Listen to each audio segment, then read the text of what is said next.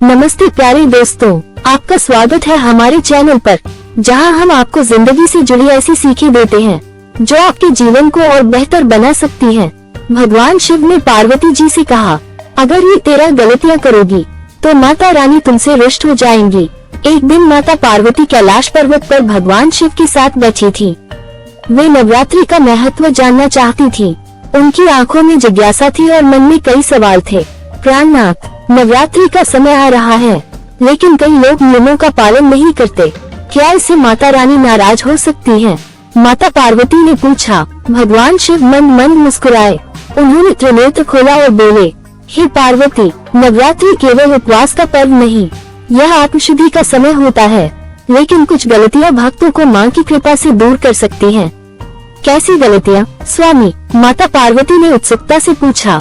भगवान शिव ने कहा, अगर नवरात्रि के दौरान ये 13 गलतियां की तो माँ दुर्गा का आशीर्वाद नहीं मिलेगा। 1. बाल और नाखून न काटें। शिव जी बोले, हे पार्वती, शरीर को पवित्र रखने के लिए इन 9 दिनों तक बाल और नाखून नहीं काटने चाहिए। ये तपस्या और संयम का प्रतीक होता है। 2. दाढ़ी मूंछ और शेविंग न करें। जो पुरुष नवरात्रि का व्रत रखते हैं उन्हें दाढ़ी मूंछ नहीं कटानी चाहिए। शिव जी ने कहा, ये शुद्धता और भक्ति का प्रतीक है। 3. अखंड ज्योति जलाने के बाद घर खाली न छोड़ें। अगर कोई अपने घर में अखंड ज्योति जलाता है तो उसे 9 दिनों तक घर खाली नहीं छोड़ना चाहिए। इससे पूजा की पवित्रता बनी रहती है। 4. प्याज, लहसुन और मांसाहार न खाएं। भगवान शिव गंभीर स्वर में बोले, हे पार्वती, नवरात्रि के दौरान सात्विक भोजन करना चाहिए। प्याज, लहसुन, मांस और मदिरा से दूर रहना ही उचित है। 4. प्याज, लहसुन और मांसाहार न खाएं। भगवान शिव गंभीर स्वर में बोले, हे पार्वती, नवरात्रि के दौरान सात्विक भोजन करना चाहिए। प्याज, लहसुन, मांस और मदिरा से दूर रहना ही उचित है। 5. गंदे और बिना धुले कपड़े न पहने। माता की कृपा उन्हीं पर होती है जो स्वच्छ रहते हैं। गंदे कपड़े पहनने से नकारात्मक ऊर्जा आकर्षित होती है। शिव जी ने समझाया। 6. चमड़े की चीजों का उपयोग न करें। नवरात्रि में चमड़े से बनी चीजें जैसे बेल्ट, जूते और बैग का उपयोग न करें। ये हिंसा का प्रतीक होता है। 7. नींबू न काटें। इन दिनों नींबू काटना नकारात्मक ऊर्जा को आकर्षित कर सकता है, इससे बचना चाहिए। 8. अन्न और नमक का सेवन न करें। यदि कठोर व्रत रख रहे हो, हे पार्वती, जो लोग कठोर व्रत रखते हैं उन्हें अनाज और नमक का सेवन नहीं करना चाहिए। 9. दिन में न सोएं। शिव जी ने चेतावनी दी, जो लोग नवरात्रि में दिन में सोते हैं वे अपने पुण्य का नाश करते हैं। ये नियम विष्णु पुराण में भी बताया गया है। 10. भोजन या फलाहार एक ही स्थान पर बैठकर करें।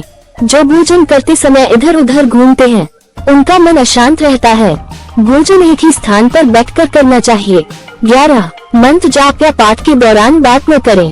भगवान शिव बोले, अगर कोई दुर्गा सप्तशती, दुर्गा चालीसा या मंत्र जाप कर रहा है तो उसे बीच में नहीं छोड़ना चाहिए।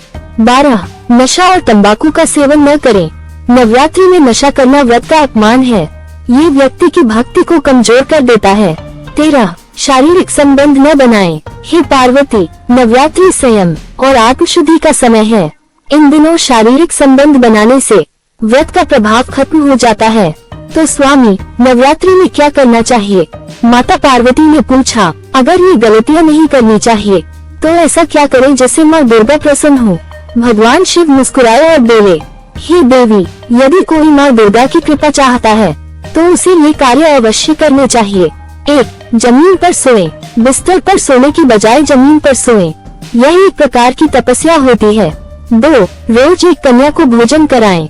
अष्टमी और नवमी को 9 कन्याओं को भोजन कराकर माता रानी का आशीर्वाद प्राप्त करें। 3. महिलाओं का सम्मान करें। नवरात्रि में हर महिला का सम्मान करें। अपमान करने से माँ दुर्गा नाराज हो जाती हैं। 4. सत्य बोले और गुस्से से बचें। झूठ और गुस्सा छोड़कर प्रेम और शांति से रहें।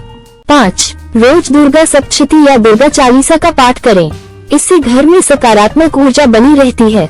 हे पार्वती, जो इन नियमों का पालन करेगा वह माँ दुर्गा की कृपा का पात्र बनेगा। भगवान शिव के वचन सुनकर माता पार्वती प्रसन्न हुई और बोली, स्वामी, मैं ये ज्ञान सबको दूंगी ताकि वे नवरात्रि का सही लाभ उठा सके। भगवान शिव ने आशीर्वाद दिया, हे देवी, जो इन नियमों को मानेगा वह सदैव सुखी रहेगा और माँ दुर्गा की कृपा प्राप्त करेगा। जय माता दी। अगर तुमने ये ज्ञान सही से समझ लिया तो शिव जी की यह सीख तुम्हारे जीवन में बहुत काम आएगी। अच्छे बनो लेकिन मूर्ख नहीं। अब बारी आपकी। अगर यह ज्ञान आपको उपयोगी लगा तो लाइक कीजिए, कमेंट करके बताएं कि आपको सबसे अच्छी सीख कौन सी लगी। चैनल को सब्सक्राइब कीजिए ताकि आप हमारी आने वाली रोचक और ज्ञानवर्धक वीडियो को मिस न करें।